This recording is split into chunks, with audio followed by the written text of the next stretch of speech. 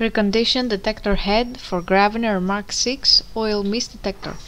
For testing, the head is connected to a spare oil mist detector unit, and then we simulate the oil mist with smoke detector testing gas sprayed on the head's path.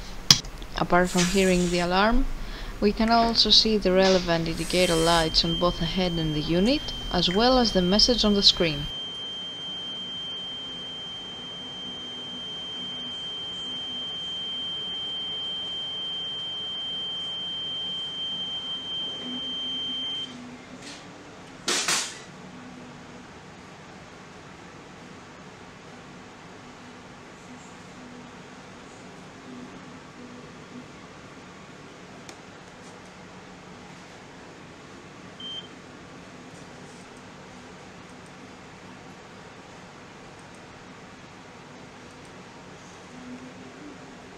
It is now clear that the detector head is working successfully and is ready to be delivered to the customer.